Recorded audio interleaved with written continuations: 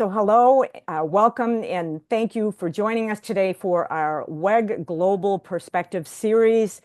This one, as we know, is a tariff talk, and we're here today with many top executives, business owners, and guest experts who are willing and able to share challenges and solutions to our very tough economic environment right now. So think of this really as a town hall gathering, and the unpredictability of evolving tariffs under the current administration poses a greater challenge to businesses and consumers than the tariffs themselves, impacting strategic planning, supply chains, and pricing models. And without knowing what the tariff situation will be, short or long term, businesses don't know how to pivot, implement any strategy, or manage. That said, we're going to talk about this during the next hour. We don't have any slides planned. We don't have any formal presentations, and this is intentional because we really want to hear from all of you. And when we don't, I want you to understand that we also have a lot of backup questions to ask of our experts. So please, at this moment, please do not be shy during this next hour. And this is your time to talk and to get answers on some of your challenges. Quickly, I want to do just a shout out to thank our sponsors at WEG. They make these important conversations possible, and that is Associated Bank, FedEx, Global Care, Clinical Trials, LuxLine, APCO, Flomo, Visa, and SciAps. We thank all of them for their support to WEG.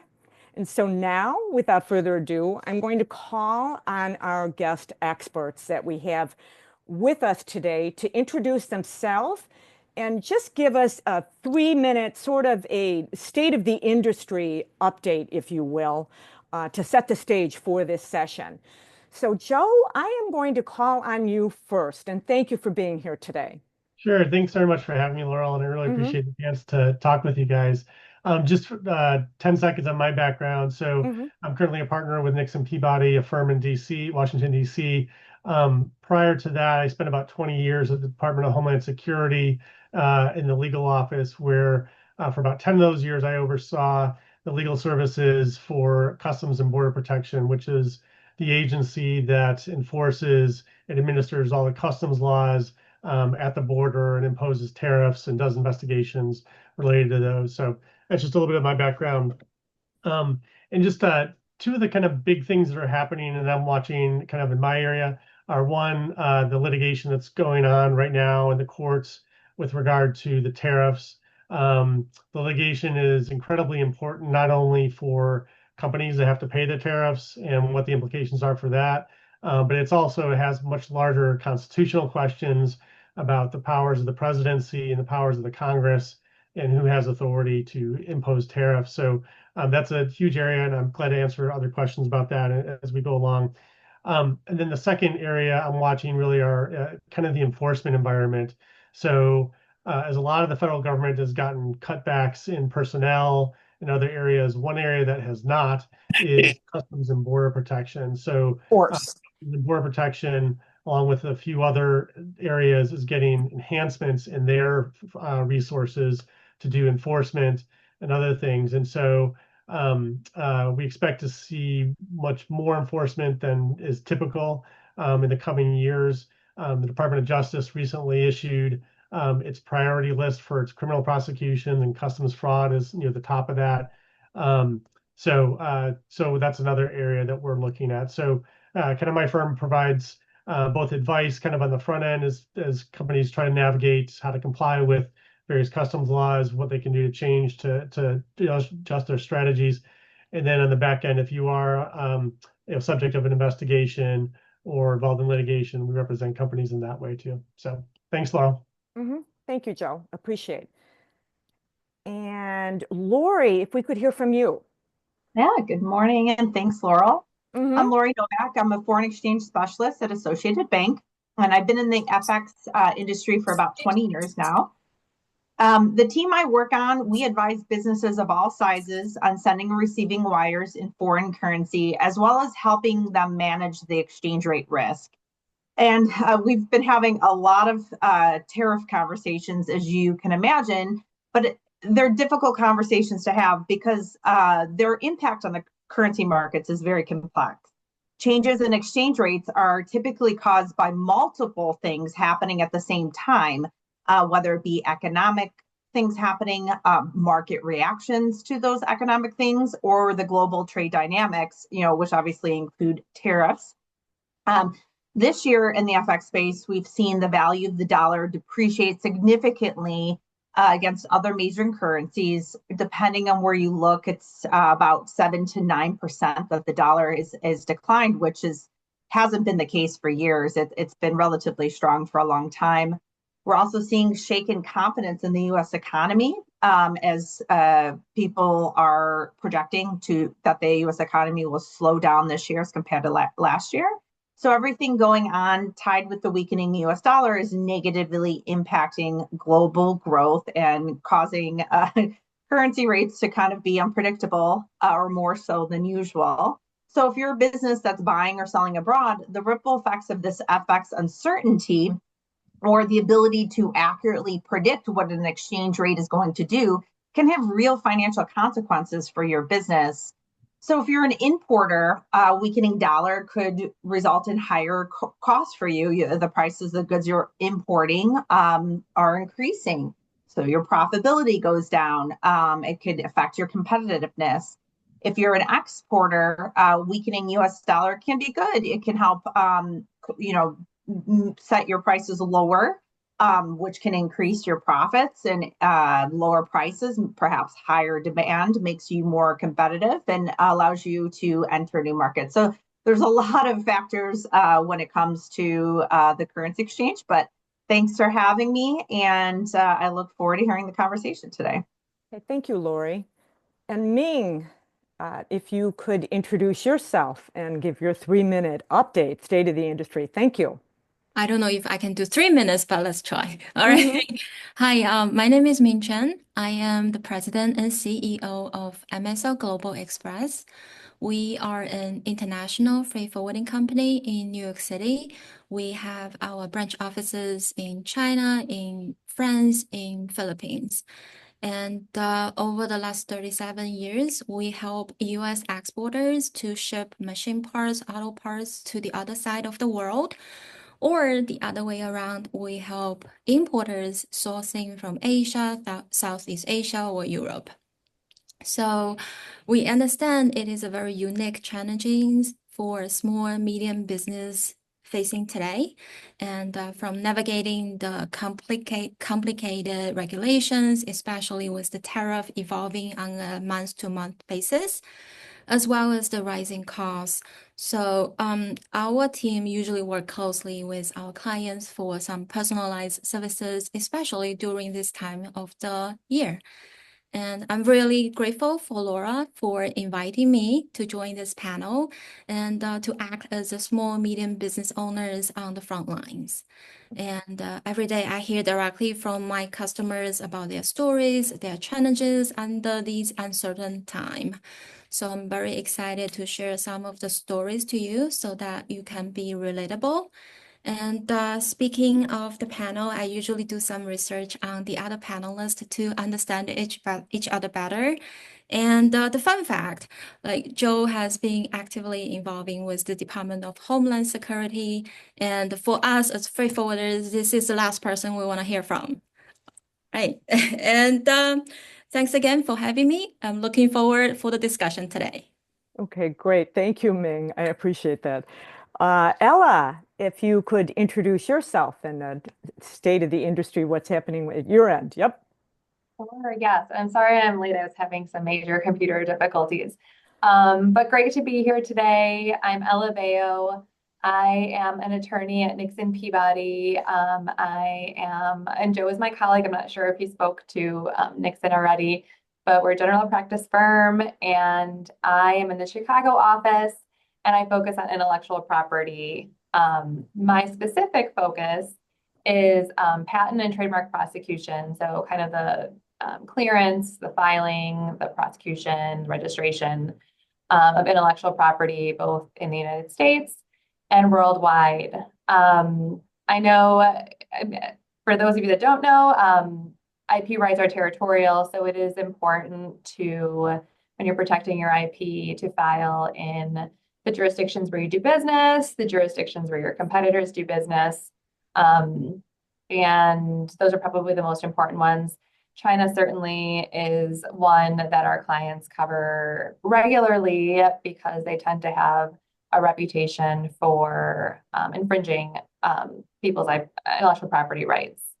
So that is, if anyone has any questions about IP, I would be happy to field them. I know that's not really the main focus of this conversation, but I will certainly chime in if it heads in that direction. Otherwise, thank you for having me and looking forward to hearing the discussion. Okay, great. Thank you. Thank you all, the experts, for being on this call. Let's go. Let's jump in. Let's have a conversation. That's where you all smile. You know that's going to happen, and it's going to happen now. So, Wendy, I am going to pull on you first during this call because I have some inside information, even in my notes that we've talked about. You've said that tariffs might be temporary, but their impact is not. Profit margins are shrinking. Even if the rate drops now, the harm is already done. What are you doing to maintain profits? And then secondly, what question do you have for the experts today? Because now is a chance, right? The challenges is a lot, right? Because it seems like everybody wants to eat the tariffs. How are you going to eat the tariffs? Cash flow situations, right? Inventory management. All this is unpredictable. If anything, the COVID situation, it seems like we pivot, during the COVID and become successful and thrive in situation. But right now, what we are doing is try to arrange the inventory better because we cannot be too much or cannot be too small. If it's too small inventory that we're keeping, we don't have the business. Customer demand is still there. People are still buying. But problem is it's no profit. And how are we going to do the cash flow situation? Cash reserve, because, with the tariffs coming in, if we import $1 million, we had to really pay the tariffs about $300,000 to $550,000. Tariff of 30% from China is not just 30%, it's additional 30%. So a lot of time that people think it's only 30% of tariff, but it's not. So we are trying to find a way that to really calculate our cash flow. I already know that how much is I'm going to pay to the end of the year. And then, to try to schedule out to see how we can handle for the next 6 months and inventory management and also pricing, keep on communicate with the vendors and customer. This is a day and night jobs. So how are we going to adjust it and how are we going to keep the customer and employee calm? Employee uncertainty it's a lot. Right. And Wendy, just, I want to make sure because we're going to keep this moving. What would be then, with all that you're wrestling with, what you're dealing with right now, what would be your single, biggest concern in a question, let's say, for our experts right now? Biggest, how we're going to pivot. Everything is a reality now. How we're going to pivot, how we're going to stay resilient, how we're going to stay sustainable. Okay. I don't know, the experts can actually help with the pivot. Joe, what are you thinking about this? Do you think it's wise to be doing a strong pivot right now, based on the circumstances? What are your thoughts about that? I mean, I think we need to be prepared to have a lot of uncertainty going forward. I mean, that's unfortunate, but I think that's the fact, is just how the current administration operates. The various other players, the courts that are involved. I think we're not going to have certainty over the next 6 months. So hopefully, as things go on over the next couple of years, we'll get a little bit more certain. But I think uncertainty's here. I think there are some things you can do to make sure that you're not overpaying tariffs. So you can make sure that you're classifying your goods correctly. So the things that matter, right, when you import your goods are what country it's coming from, how they're classified in terms of what types of articles, what types of merchandise you're bringing in for customs purposes, and the valuation of what you're bringing in. So making sure you're kind of accurate on those things that you declare as an importer of record to customs is a way to make sure you're not overpaying. So, if you haven't done, if the last time you've classified the merchandise you're bringing in was 5 years ago, you're looking to make sure is the current classification an accurate description of what you're bringing in. Same with valuation, just making sure you're using appropriate valuation methods to make sure you're not overvaluing. One way that sometimes importers overvalue is they just say, okay, whatever the MSRP price is that of the goods that we're selling, we're going to use that as the valuation in import, and that oftentimes will overstate the valuation. So I think there are kind of good housekeeping things like that you can do to make sure you're trying not to overpay. And then, when you hear other people talking about different strategies to try to avoid tariffs or things like that, I think, being careful and cautious about, whether if it sounds too good to be true, like you're going to take your tariff from, from 55% with China down to 0 or something like that, it usually is too good to be true. And so being careful and thoughtful about kind of different types of adjustments you're making and you're hearing other people make. So. Okay, thank you, Joe. And Wendy, not losing sight of when you said, help with the pivoting, I want to swing it over to Ming. Ming, can you comment, sort of play off of Joe, what he just shared, but I'm also looking specifically at when is a tariff determined, especially if you're not a direct importer? I have a lot of business owners questioning that. So if you could really hone in and clarify that issue for us, I would appreciate it. Sure, and also to add on what Joe just illustrated earlier, we don't want our customer to overpay tariff, but we certainly do not want to underpay it. Because right now, just think about we are having a lot of our customers trying to diversify their portfolio. Instead of importing from China, they may have to ship from Ecuador or any other locations. The other aspect I would like to suggest is like try to use this time to understand the production line. Supposedly, if we are ordering t-shirts from another country, if the components is mostly polyester, you are having a tariff of 16%. But if you switch it to cotton, you have 10.8%. So this is something we may like double click on.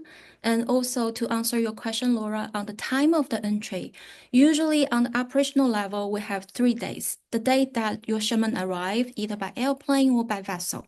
The other day is your custom broker who filed the entry with you. And the third day is the CBP decided to release the cargo. Whichever dates come the last is the date that your tariff will be based on. So on the liberation date, it's April 2nd. If everything is falling prior to that, you are enjoying the tariff prior to that. But somehow, supposedly, your shipment arrived on April 1st, but the custom decided like I need to take a second look on your cargo, and then they don't release it until the 3rd, 4th, then the latest, the date will be the date of your entry. Okay, great. Got it. I hope everybody received that information. And let me swing it over to Connie. All of this is related, and because of working with a lot of business owners, Connie, we've been in business sessions where we've talked about, if I'm remembering correctly, split invoicing. Is that correct? Yeah. Do you want to, go there, ask the question about that to get clarification on that? And what is it and what is involved? I can try. I was more focusing on Ming because I think that it's been such a difficult time because it does take 3 to 4 weeks for the cargo ship to arrive. And the tariffs can change in that time frame. And they have. And so I've been asking the question is when are those tariffs, the rate actually determined? Is it when the ISF is filed, when the ship leaves, or is it when the ship arrives? But, thank you for answering that, because that was one of my questions over the last couple of weeks, because we've been hit with tariff that we didn't expect. Right. Because the entry summary was filed later than what we expected. And my custom broker said that it would be, you cannot file the entry summary at more than 5 days out of the ship arriving to port. That That's correct. Now, as far as Laurel's point as regarding split invoices, what we do is we've been splitting invoices we never thought we'd have to do before. It was just assumed that our purchase price, our commercial invoice would be appropriate. And we've lived with that for years. We may have been overpaying the tariffs because of it. So now we're having those invoices split. We're splitting out the cost of the shipping. We're splitting out any costs that are not related to the actual cost of the goods. In other words, if there's any tooling cost, if there's any extra selling costs that are involved in the purchase price of the goods, we are separating that from the invoice. So we're only paying the tariffs, regardless of what country it's coming from, but China the most, on what the goods actually cost before it leaves China. Mm-hmm. Any of the experts want to comment or weigh in on that? I think just you have to be careful when you're doing that, because you have to remember what your tariff is going to be based on the value of the goods as they enter the United States. And so I think Connie was right that there are some costs that you might pay that are not part of that value. So if you are paying, certain taxes to the seller or manufacturer, if you are, paying certain things that do not go into the value of the good, then that's excess, and it's not the true valuation. It's more than it's actually valued. On the other hand, there are some things that the buyer,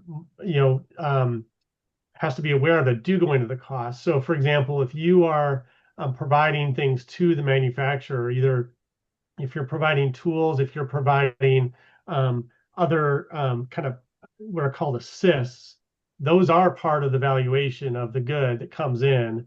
And so those do have to be included in your valuation. So, and another example is if the buyer is paying some of the packing costs that the seller is incurring, that is included in part of the valuation. So you just want to, these are kind of laid out in the regulations in terms of what's included and what's not included. But so you want to be careful. But I think that's Connie's right, that if you're just kind of not paying attention to it, you can overpay as well. Mm-hmm. Okay, thank you, Joe, and thank you, Connie. Angie White, I see you on the call, and I have a question for you, and I think it's relevant for everyone because you're with Betty's, right? Okay, and you're doing a lot of importing, and I'm wondering via e-commerce, are you actually showing the additional tax amount, the tariff amount, when people now order the bedding off your website? Talk to us about that, please. No. Yeah. So, I mean, you have to look at the market, right? And I know for our business, actually, since all of this has blown up, the economy slowed a little bit. So our sales have reflected that as well. But as far as the product itself, we just took a really broad look at all of our products and assessed what this the extra cost. 95% of our products come from China.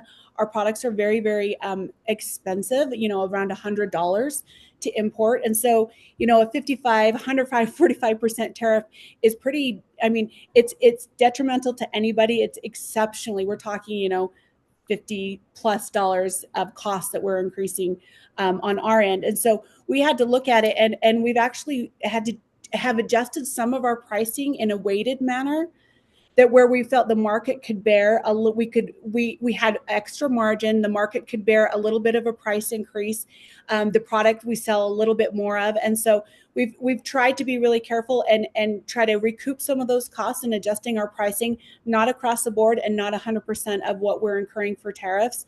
But it's like a puzzle piece, right? You have to look at what it's going to cost you. What can the market bear? What are your margins to be able to determine, can I even pass any of these costs on to our customers? So we've actually done two cost price analysis since this has happened in the beginning of April, and we're continuing to watch it. And so our pricing, I feel like right now is pretty fluid, and we're trying to minimize anything we're passing on to the customer, but we can't obviously incur all of the costs without passing anything on. So hopefully that helps.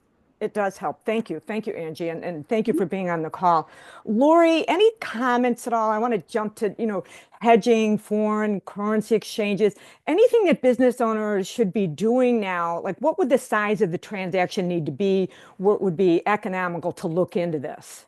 Yeah, absolutely. Great question. And unfortunately, as a business owner, you've so many moving parts. Mm-hmm. You're often not thinking about FX. Your vendor might offer for you to buy it from you or to sell it to you in US dollars, and you go, oh, that's great. Doing it in US dollars is simple, easy, and it'll be risk-free for me. But actually, that can have real negative financial consequences for your business. So this is a great time, whether you're exporting or importing, to review contracts and pricing models with your vendors, especially if they're in US dollars. Because paying your vendor in local currencies or invoicing in the local currency can lead to a significant cost savings, stronger relationships with trade partners, and increased sales in international markets. Now, this is often very overwhelming for people because I don't want to watch the exchange rate. I don't understand exchange rates. And that's where an FX specialist comes in. If your bank doesn't have them, they might work with a bank that does. There's a lot of non-bank FX providers out there that can be really like an additional person on your team. They can help you manage all this. They can show you that you can get certainty and predictability with an exchange rate. You can set that exchange rate up front, ensuring that you know the exact cost of your purchase and sale. And there are FX tools out there that aren't that complicated that you can use to lock in a rate or at least minimize a loss if there's a sudden shift in the currency.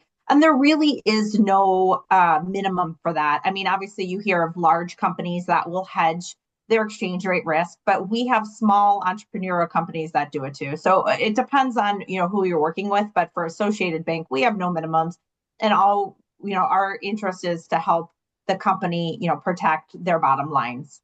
Mm-hmm. So yeah, definitely reach out, work with an FX specialist, and develop a risk management policy. And it's the best time to build one when your company is small, because you can know how to identify what your risk is, how to quantify it, how to manage it, and how to review that on a regular business. So every company doing business internationally should really have something like this in place from the get-go, but unfortunately most don't. Mm-hmm. Okay. Excellent. Thank you, Lori. And it seems as if I'm jumping around, and I am, and that's a good thing because it keeps us all on our toes. So we have a question in the chat box. And Deanna, I'd like to pull on you to unmute. And it says, regarding the lawsuit from the Small Business Coalition, it was immediately appealed by the administration. Is there an estimated timeline when this will play out?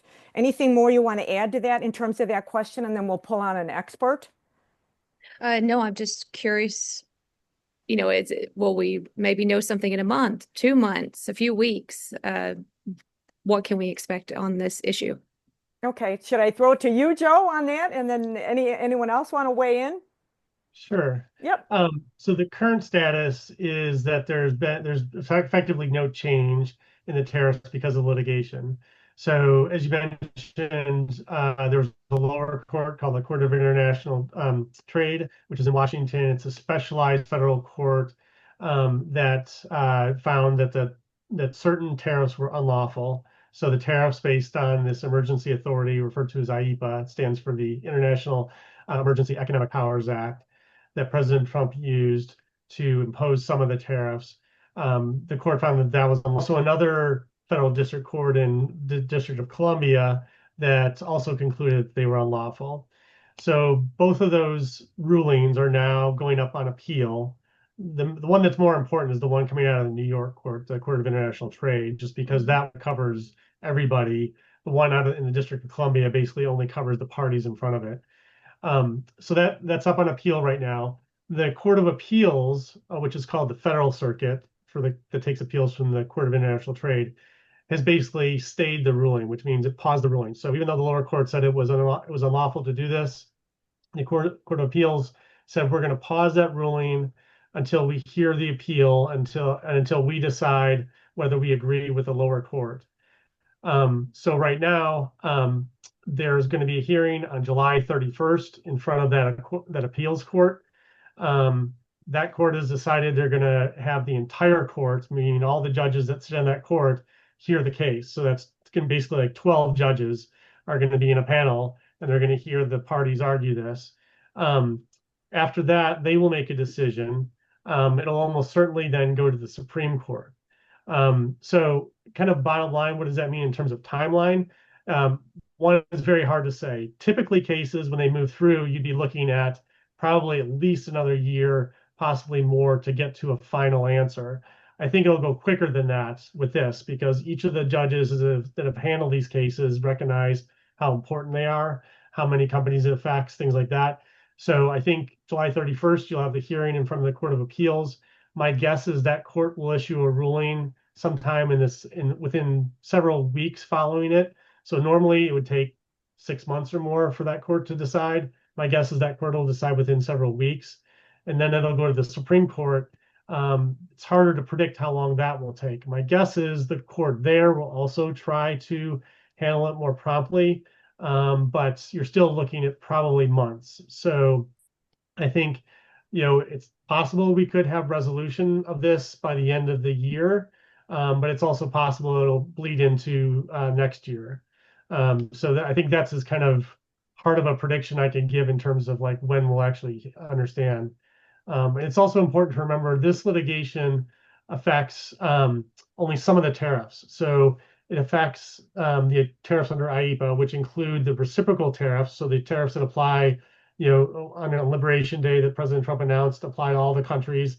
That's one of the tariffs that's significantly affected. And the other ones are the Mexico, Canada, China ones that are based on trafficking into the United States. So that's the Mexico related tariff, Canadian tariff, and then the Chinese tariffs that are associated with kind of the fentanyl coming in. So there are some other tariffs that China still has that are not affected by that litigation. And there are other tariffs that apply especially on national security grounds, in particular, the steel and aluminum tariffs and the automotive related tariffs. Those are not affected by this litigation. So hopefully that wasn't too long-winded, but I'm glad to answer any other questions if there are other questions about it. No, that's good. Thank you, Joe. And Wendy, I'm not sure if Joe covered the question that you asked in the chat box. Do you want to further clarify that question? I just want to make sure it's addressed. Yeah, because I know that the news just released is like 55% for U.S. tariffs, 10% for China tariffs, but it's not very clear what's going on. Does anybody know that, more detail about this? This is news that just released a couple hours ago. Mm-hmm. Yes. Joe, do you want to go ahead? Yeah, so that's so I saw the news on that. I don't think the deal on that has been inked yet. So I think that's still subject to approval by President Trump and President Xi. I expect, it sounds like they're going to get to approval on that. So that would change the tariffs back to 55% essentially for China, which includes the reciprocal tariff that affects China as well as other countries. It includes the China tariff that I mentioned related to fentanyl, which is 20%. And then also during the first Trump administration, there was effectively a 25% tariff imposed on China for most, but not all goods. So that adds up to 55. So that's how they're getting the 55% tariff for that. So if that goes through, President Trump will need to issue a new executive order that resets the tariff with respect to China. So I think in the news, I saw that they're expecting that to happen later this week. We'll see. But that's where that is. Yeah. Mm-hmm. So that 55% is 25% plus 30%? Yeah. And then for all items, but some items don't have a 25% in the past. Right. So during the first Trump administration, they imposed what are called 301 tariffs at a 25% rate. Those cover a lot of goods coming in from China, but not all goods. So you have to kind of check to see whether the goods you're importing, if it's captured by that 25%. Okay. Thank you. Mm-hmm. Yeah. Okay. And actually, if I can, please jump in just sure. on Thank that you. one. Yeah, Dan, go right ahead. Thank you. So it'll still be a big range of rates. Like Joe was saying, it's really 30% plus whatever status quo is. So it's 10% IEEPA reciprocal, 20% IEEPA fentanyl, plus whatever most favored nation tariffs you might have paid, plus whatever 301 tariffs you might have paid. And then, that's today. But if, we're in a pause, then you could see those go up in August. The 10% could become 34%. And so it's still incredibly complicated. He picked one number that covers a lot of products, but it's certainly not the rate for everything. Mm-hmm. Thank you, Dan. And Dan, can you say your organization and what you do, just so everyone knows?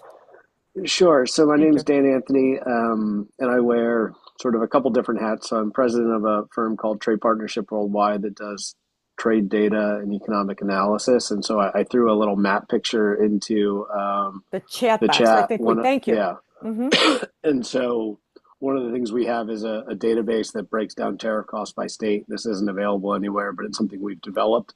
So that's just a sort of a snapshot here. I think as recently as 2017, total U.S. tariffs paid for the year was about $33 billion. In April, it was $17 billion just on IEEPA 232 and 301 tariffs. And so you've just seen this massive escalation. But the other thing that I do, I'm also a lobbyist, and so I run a group called the Coalition for GSP, which works with companies that import under the Generalized System of Preferences trade program. And having talked to a lot of those companies, we also just launched a new group called We Pay the Tariffs. So we've got a couple efforts that are out there, and I also put some details on that in the chat, where we're really just looking to provide a platform for small businesses. There's a lot of industry-specific stuff going on.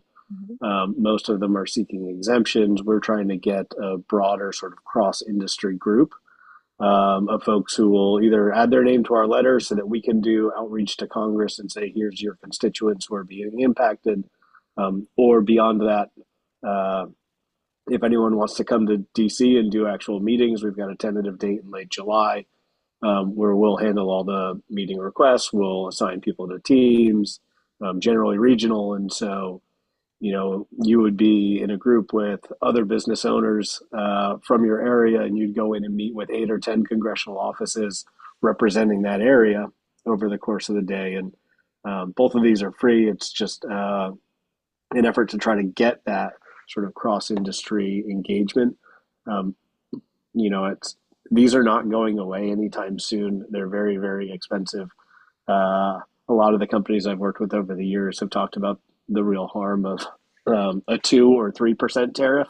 So just seeing the scale here is pretty ridiculous. And so, yeah, well, thank you, Dan. Appreciate you being here and adding value and submitting the resources in the chat box. If there's any, I don't know if in the chat box, if you put your email address, please do that as well so people can reach out to you. I want to keep us moving. I see that Deanna, do you want to unmute and talk about what you put in the chat box? I'm relatively new business owner, started selling my products at the end of 2023. Are there any case studies, examples from other businesses that have had to navigate a tariff scenario similar to this in the past? Are we in a very unique situation, something that is unprecedented right now? Do you want to unmute and add to that? Yep.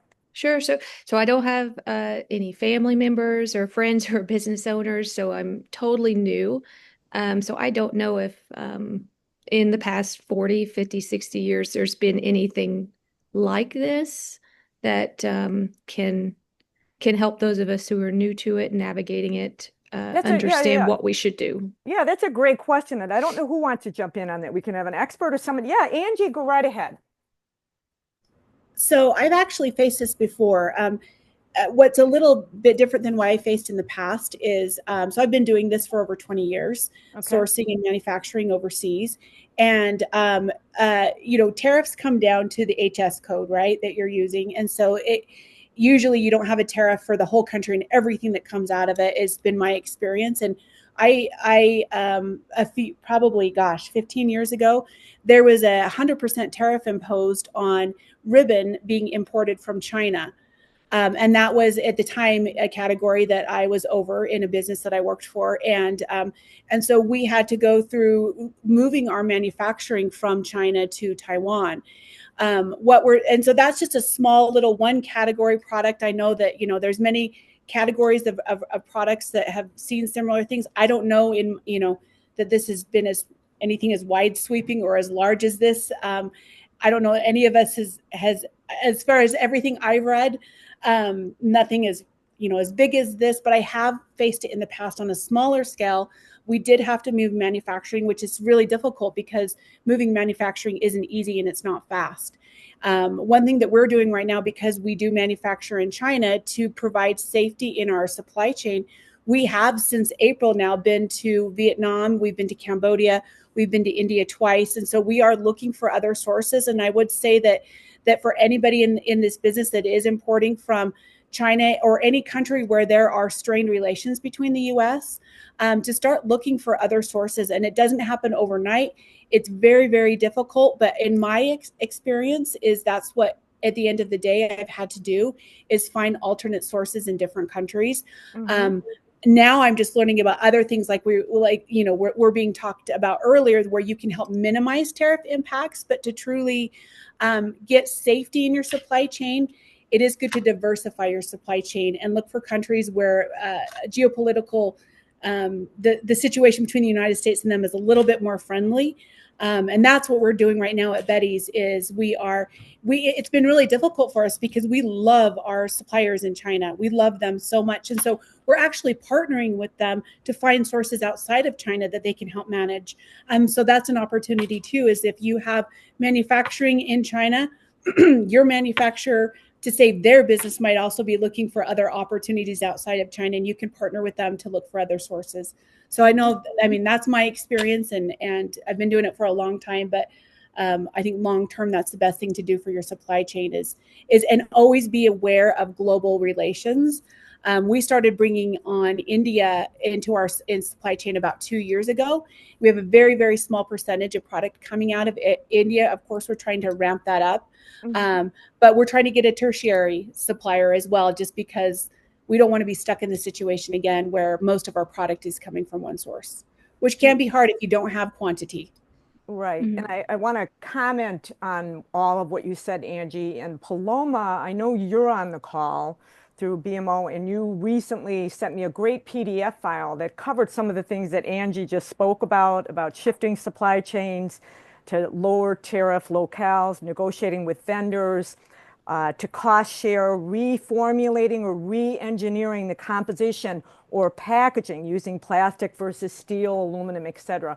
Paloma, did you want to jump in at all and make any comments or add any insights to the discussion? This is not my area of expertise, but I am going to throw in the chat our Tariff Hub, which has additional resources for you all to check out. I do think that's helpful, and that brings the best insights.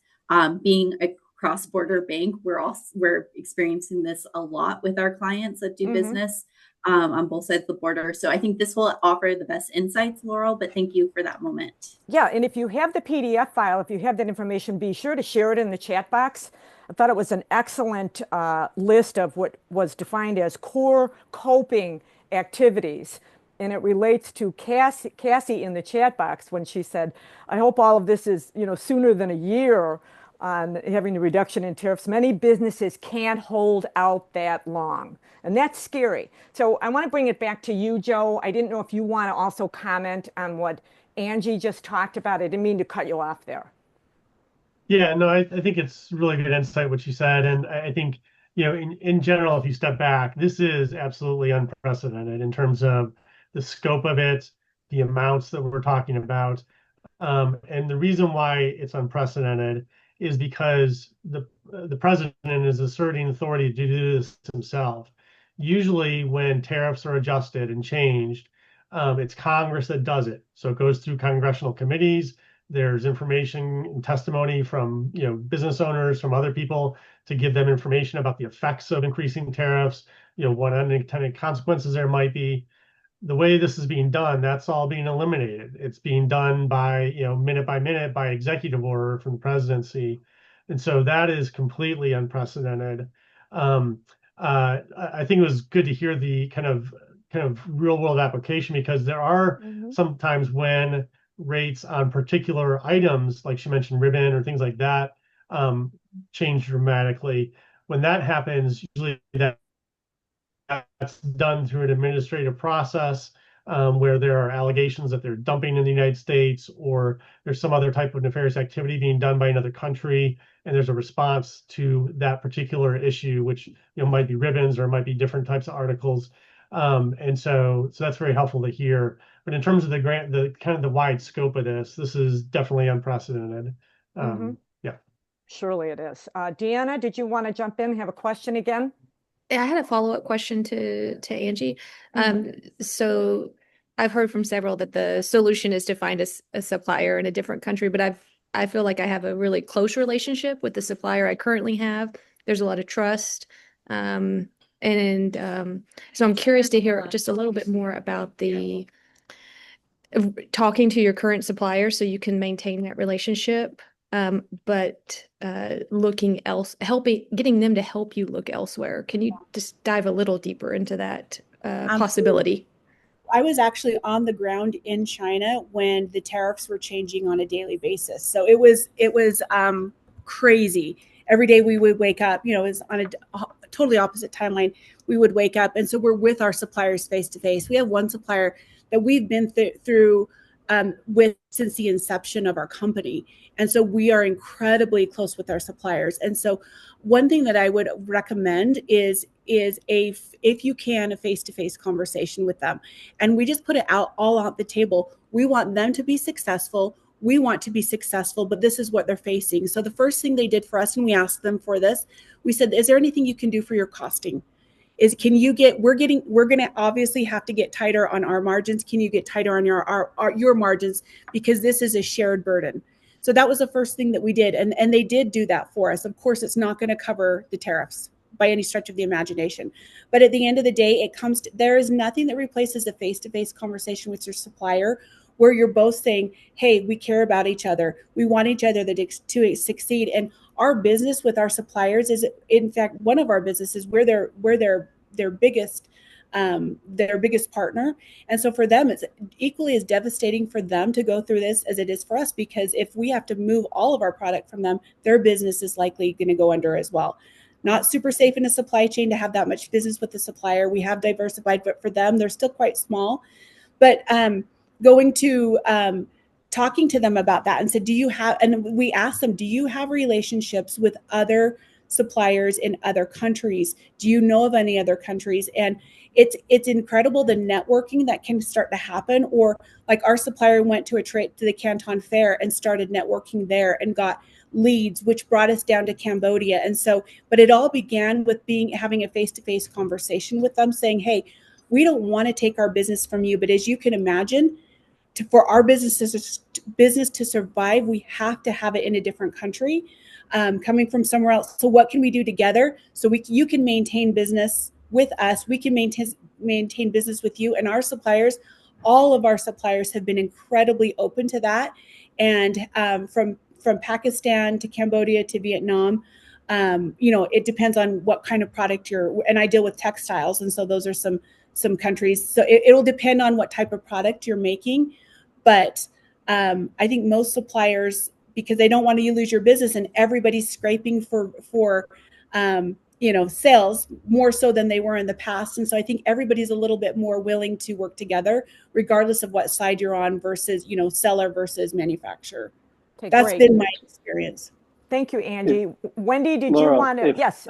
Please go right. I was just going to say, ahead. So I've worked with a bunch of companies who shifted out of China into, Cambodia, Thailand, Philippines, Indonesia. That is drawing more attention in DC, and maybe sort of Joe can comment on this, but it seems that the government is looking for ways to target that cross-border investment.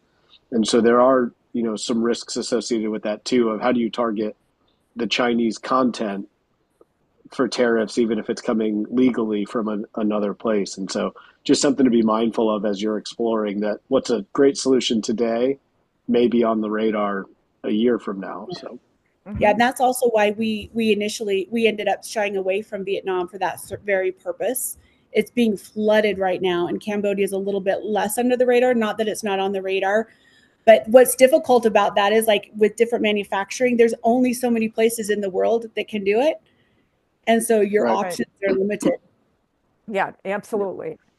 Thank you, Angie. And Ming, did you want to make a comment, add an insight on this particular conversation? I'm just wondering if you're seeing with your clients a shift moving Sure. from a lot of imports from China to other parts of the world. I definitely agree with what Angie was doing, because a lot of our customers are doing the same thing. They have to diversify their suppliers, especially for fabric. They're going from China to Vietnam to Cambodia, even to Egypt in a way, so that they can reduce their tariff. And one thing I'd like to share with Deanna is like, it is very important to understand that the tariff is based on the country of origin. Just like what Dan was sharing a couple minutes ago, it's not like a shipment is shipping from Japan, but made in China will be taxed as made in China. A shipment that's made in China, made in Japan, but shipped from China is going to tax as made in Japan.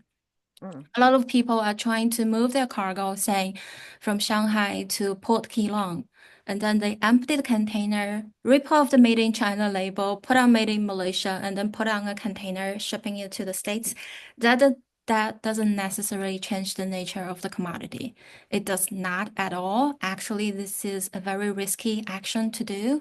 We don't suggest any of our customers to do that. I know it is really tough for people who are starting, but this is not something we should look deep into. Definitely not. But speaking of that, maybe foreign trade warehouse will be a better option if you are in the position that has a lot of gigantic operations. Supposedly saying stainless steel, aluminum, and you are shipping it from China, you rather than ship it directly to the end user through the port, you ship it to a foreign trade zone. And then you don't pay the duty right away. You may either defer the tax when you are actually selling it. You may even reduce it because the final products will be taxed at a different bracket, or you may mitigate it if you decide, you know what, this is not working out, we have to re-export it. Then you are not actually paying the tariff. So those are some options you may think of in terms of your cash flow, your inventory. These are very viable options. They have other alternatives. Don't try to risk the options that's not going to work. Okay, thank you, Ming. Very much appreciate. We are running out of time, so I want to be sensitive to all of you, and I'd like to ask the experts just, like a closing remark or closing statement based on the discussion we've just had over the past hour. And I'll start with you, Joe, please. Sure. Yeah, and I would say just I think what Ming said is absolutely correct. I think transshipment of goods is definitely within the crosshairs of CBP as an agency and watching for when that happens, because that is considered not just kind of a reporting mistake, that's fraud. And so Department of Justice and CBP are definitely on the lookout for those kind of things. I think one thing to think about too, if you are not the importer of record, if you're buying from someone who's the importer of record, if the tariffs actually do get removed through the litigation, the people who are going to get their money back are the importers of record. That doesn't necessarily mean the people they sell to are going to get any money back, even though you may have had to pay some of that cost. So if you're doing, if you're contracting with importers of record, that may be one thing you want to address through the contract, is if there is a kind of rebate on certain tariff costs that you've taken, to kind of incorporate that in your contracts. And then just the final thing is, as CBP does ramp up its enforcement, if you get a request from CBP for additional information about how you're doing things, about your goods that you're bringing in, you don't necessarily need to freak out, especially if you've been operating in good faith. You need to be responsive to them, but you can also ask either brokers or law firms to help you kind of navigate that, to try to figure out okay, they asked me for this information. What are they really trying to get at? Do I have some risk here?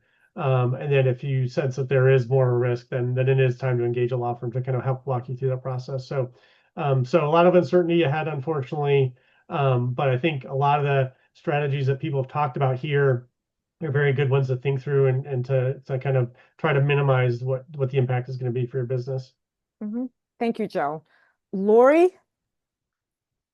Yeah, so just to restate what I said, the overall trend is pointing towards a weaker US dollar in 2025 and potentially longer. As I think we all saw from the discussions today, economic and policy factors can shift very rapidly. So if you are looking at currency forecasts, you should view them with a degree of caution. Nobody has a crystal ball when it comes to where exchange rates are, even in very stable economic times. But the good news is that you can make an unknown factor where the exchange rate will be in 3 months, 6 months, a year, known to your business and protect your bottom line.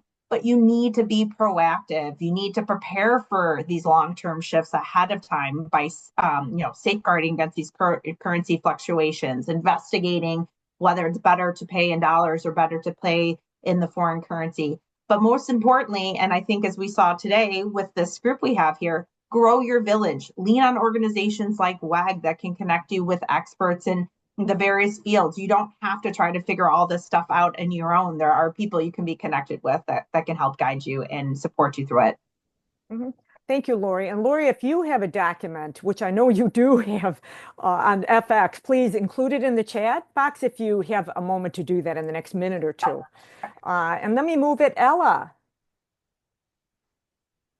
Yeah, I'm not going to take up much of your time other than this is fascinating for me and helpful for me. So I imagine it was very helpful for everyone else as well. And thanks for letting me participate. Mm-hmm. Thank you, Ella. And Ming. Yes. Hi, navigating these uncertain times is never easy. And we had Connie, we had Angie share about their stories as well. And just like Connie was mentioning, when the time was good, we don't actually dive in and investigate what is our tariff.